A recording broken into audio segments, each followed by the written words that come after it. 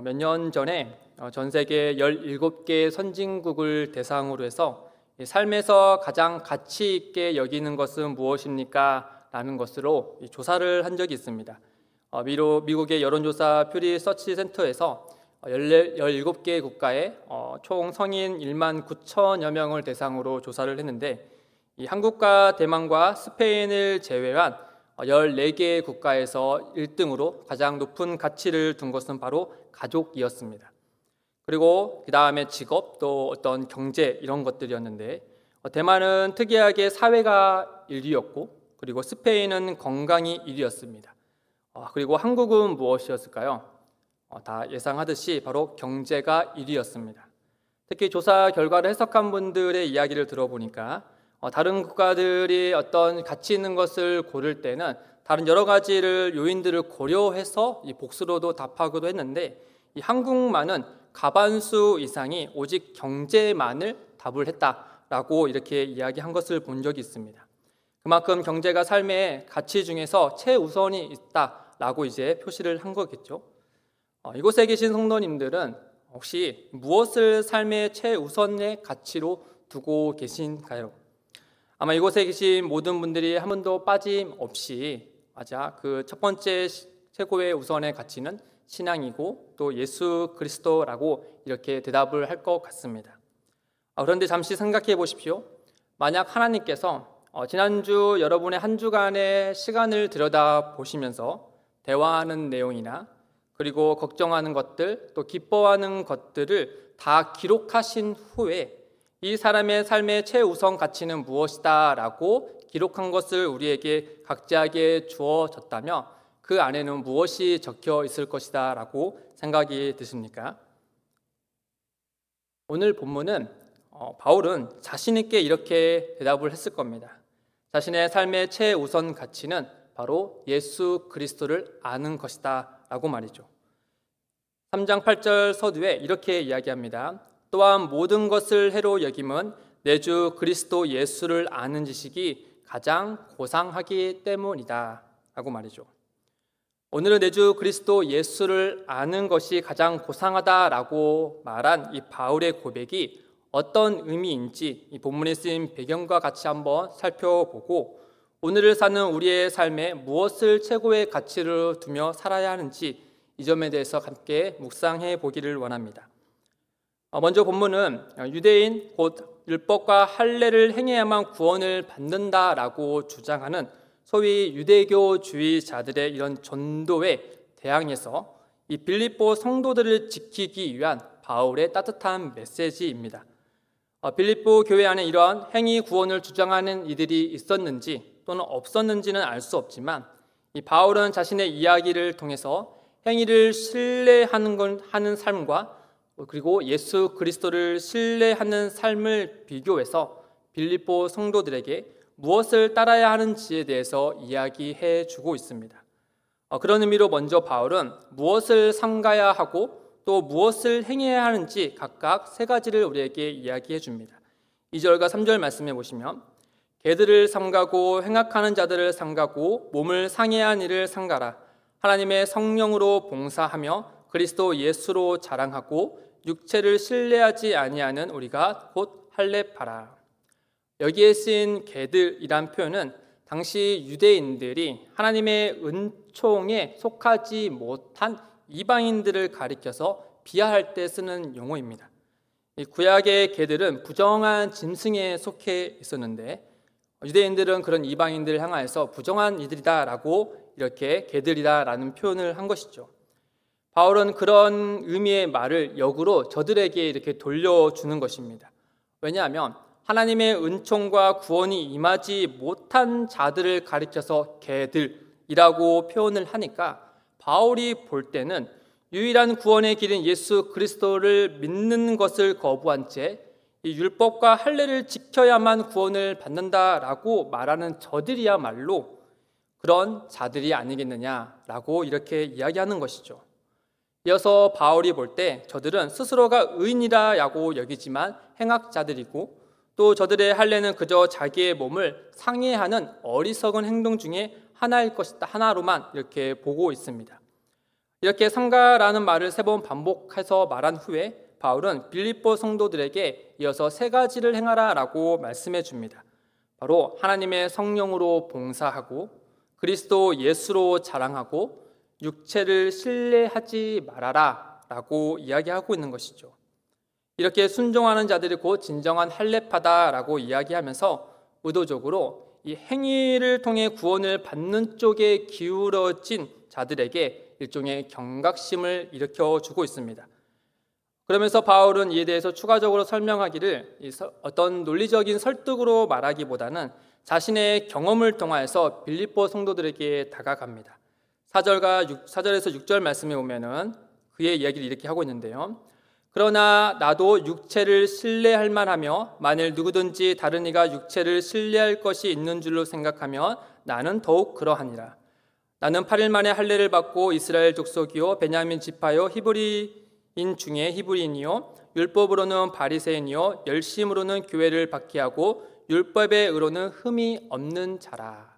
이 행위를 말하는 자들에게 비판하면서 바울이 어떤 예를 드냐면 자기의 이야기를 들고 있는 것이죠.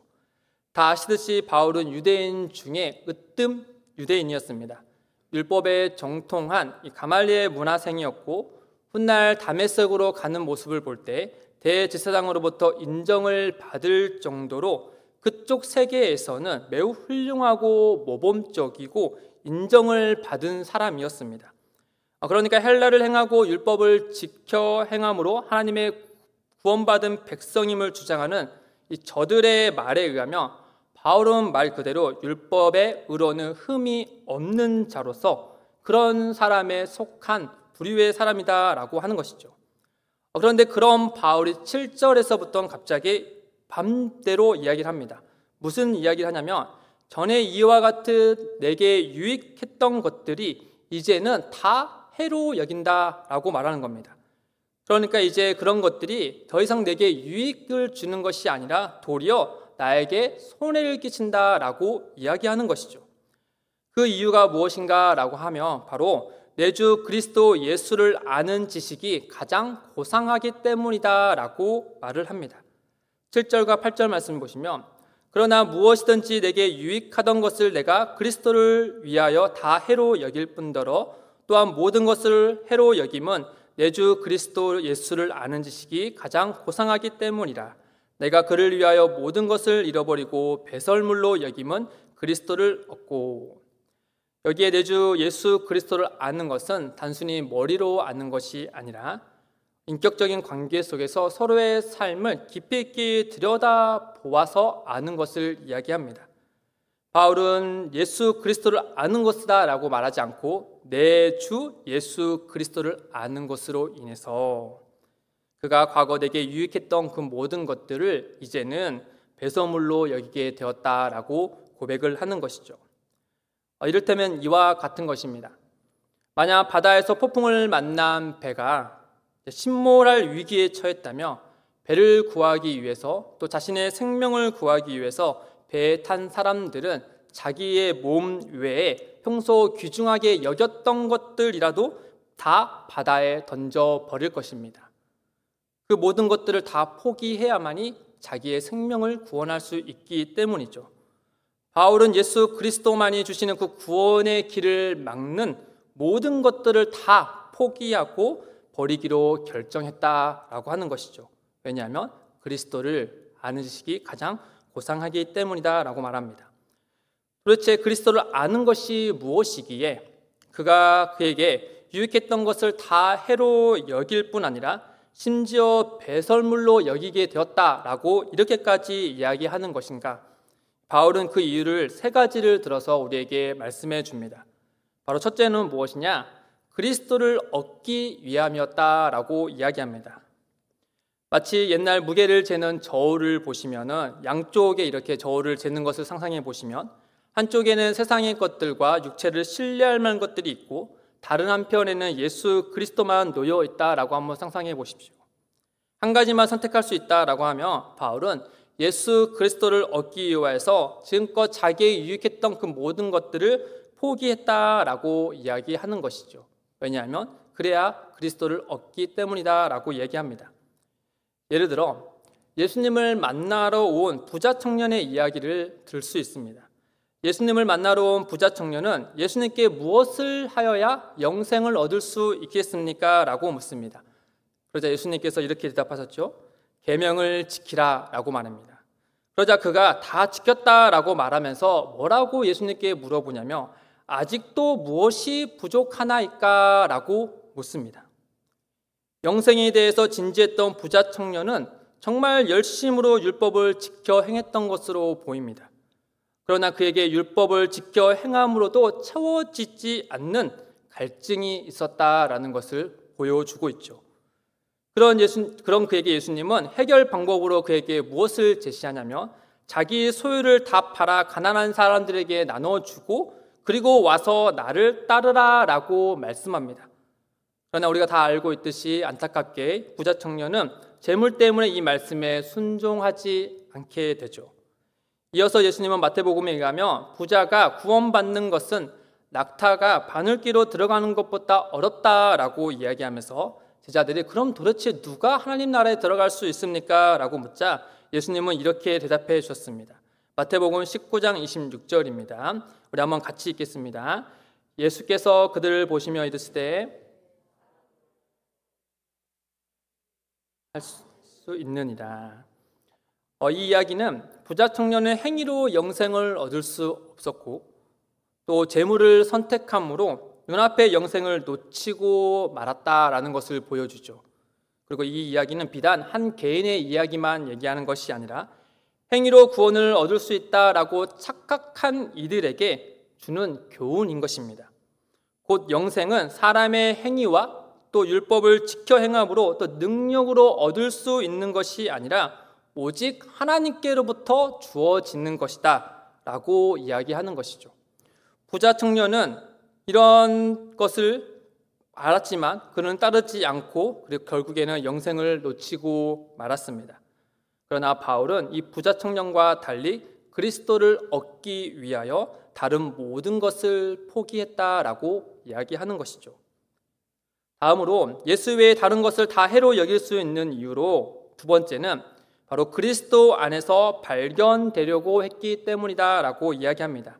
9절 말씀해 보시면 그 안에서 발견되려 함이니 내가 가진 의는 율법에서 난 것이 아니요 오직 그리스도를 믿음으로 말미암은 것이니 곧 믿음으로 하나님께로부터 난 의라. 바울은 율법에서 난 의와 그리고 믿음으로 말미암아 하나님께로부터 난 의를 비교하며 자신이 그리스도 안에서 발견되려 한 이유는 오직 그리스도 예수로 믿음으로 말미암아 주어지는 하나님의 의를 얻기 위함이다라는 의미로 그리스도 안에서 발견되려 함이니라고 이야기합니다. 다시 말하면 열심으로 율법을 행하여 얻은 자신의 의는 사람들의 눈에는 옳게 보일지도 모르겠습니다.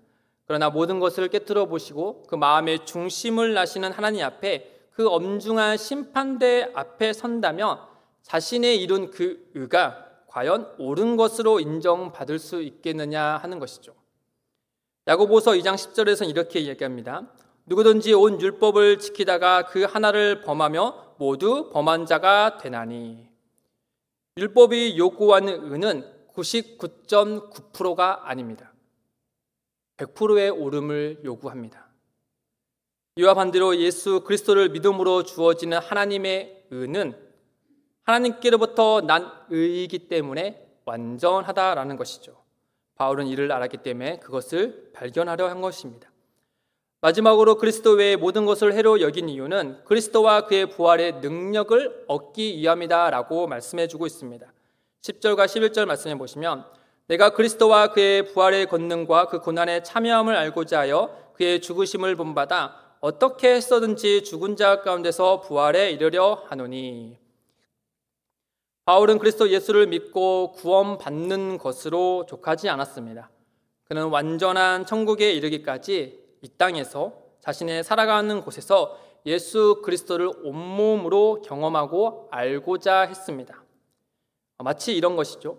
어떤 남자와 어떤 여자가 서로 사랑하여서 결혼을 약속했다라고 한번 생각해 보십시오. 이들은 몇 달 후에 약속한 대로 결혼을 할 것입니다. 그리고 이 약속은 변함이 없을 것입니다. 그런데 남자와 여자가 결혼식을 올린 후에 그때부터 서로가 서로를 알아가면 되겠지라고 하면서 결혼하기까지 서로 만나주지도 않고 또 예식을 위해서 같이 준비하지도 않고 또 신혼집에 드릴 물건들을 함께 고르지 않는다며 너무 이상한 일이 아니겠습니까? 사랑하여 결혼을 약속했고 또 그 약속이 변함이 없다라고 한다면 서로 약속만 믿고 안 만나는 것이 아니라 더 만나고 더 사랑하고 더 서로를 알아가려 하는 것이 분명할 것입니다. 사도 바울은 따놓은 당상이라면서 예수 그리스도를 믿음으로 얻는 그 구원을 장롱 한쪽에 놓아두지 않았습니다. 그는 예수 그리스도를 통해 구원받는 백성으로서 이 자신의 삶에서 내 주 그리스도 예수와 교제하기를 원했고 그의 삶을 나의 삶에 들여오기를 원했고 그가 갔던 길로 그대로 따라감으로 그에게 주어진 그 부활의 영광을 오늘의 자기의 삶에 가져오기를 간절히 원했다라는 것입니다. 그런 간절함이 12절에 이렇게 표현합니다. 내가 이미 얻었다 함도 아니요 온전히 이루었다 함도 아니라 오직 내가 그리스도 예수께 잡힌 바 되는 그것을 잡으려고 달려가노라. 그렇게 힘써 달려갈 수 있는 근본적인 힘의 원천이 무엇이라고 고백하냐며 오직 내가 그리스도 예수께 잡힌 바 되었기 때문이다 라고 이야기합니다. 결국 육체의 행위를 신뢰하지 말 것을 이야기한 바울이 마치 그리스도 예수를 알고자 어떤 행위를 말하는 것처럼 이야기하지만 이것도 역시 예수 그리스도께 붙잡힌 바 되어서 그의 은혜로 되어진다라고 그의 은혜로 말미암아 이렇게 달려가고 있다라고 이야기하는 것이죠. 구원받는 것도 은혜이며 구원받은 백성으로서 사는 것도 은혜다라고 고백하는 것입니다. 그러니 오직 그리스도 예수를 자랑하는 것 외에 무엇을 자랑할 수 있겠습니까? 사랑하는 성도 여러분, 바울은 참된 유익과 또 하나님의 의와 부활의 권능이 오직 예수 그리스도께 있기 때문에 그는 이것들을 막는 행위와 그리고 자기 자랑과 자기 신뢰하는 것들을 다 배설물로 여기겠다라고 이야기하는 것이죠. 이 말은 곧 그의 삶의 유일한 가치는 예수 그리스도다라고 고백한 것과 같습니다. 이 점에서 우리는 예수 그리스도의 삶의 최우선의 가치로 두는 것을 다시 생각해 봐야 됩니다. 이것은 다른 후순위와 비교해서 예수 그리스도를 우선순위로 두는 것을 말하는 것이 아닙니다. 유일무이한 가치로서 마땅히 우리의 삶에 있어야 할 분이 바로 예수 그리스도다라고 고백하는 것이죠. 따라서 우리는 예수 그리스도를 믿는 것과 따르는 것을 두고 다른 무엇과 비교해서는 안 될 것입니다. 영원한 것과 또 잠시 있다 사라질 것을 서로 비교하여서 자로 재는 행위는 참 어리석은 것이겠죠. 우리에게 믿음으로 주어지는 하나님의 의를 주시는 분이 계시는데 자기의 행위의 옳음에 점수를 두고 서로 비교하는 행위는 어리석은 행위가 될 것입니다. 말씀을 맺겠습니다. 사랑하는 성도 여러분, 바울은 자기의 개인 이야기를 가지고 와서 빌립보 성도들에게 이렇게 이야기할 때 그는 분명히 다메섹에서 만난 예수 그리스도를 생각했을 것입니다. 바울이 무엇이든지 내게 유익하는 것을 다 그리스도를 위하여 다 해로 여기겠다라고 한 말에 앞서서 먼저 예수님께서 다메섹으로 가는 그 바울을 얻기 위하여 행하신 것들을 생각했을 것입니다. 바울과 같은 자를 얻기 위하여 예수님은 자기의 것을 다 내려놓으시고 종의 형체로 십자가에 달리시기까지 한 것을 그는 알았던 것이죠. 지극히 높으신 하나님께서 그의 아들께서 본래 맛도 못한 또 그의 표현대로 하면 죄인 중에 괴수와 같은 자기를 구원하시기 위해서 그 십자가에 달려 드셨다라는 사실을 안 바울은 그 은혜에 감격하여서 그도 역시 내 주 그리스도 예수를 얻고자 내게 유익했던 것들을 다 해로 여기겠다라고 고백한 것입니다. 우리가 하나님을 사랑하는 것은 앞서 하나님께서 먼저 사랑하시기 때문이다 라고 한 것과 같은 것이죠. 사랑하는 성도 여러분, 우리는 그런 존재들입니다. 하나님의 아들께서 자기의 모든 것을 내려놓으시고 우리를 구원하시기 위해 자기의 생명까지 주시면서 사랑한 그런 사람들입니다. 그렇다면 우리는 어떻게 응답해야 하겠습니까?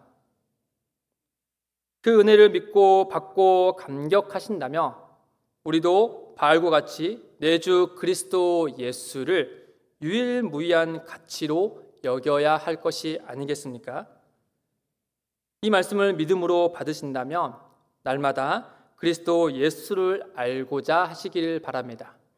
이를 위하여서 성령으로 하나님께 예배하기를 힘쓰시고 오직 예수 그리스도를 자랑하시고 자기의 육체를 신뢰하는 것이 아니라 오직 예수 그리스도를 신뢰하여 그분의 이름을 우리의 삶 가운데 높이시길 주님의 이름으로 간절히 소망합니다.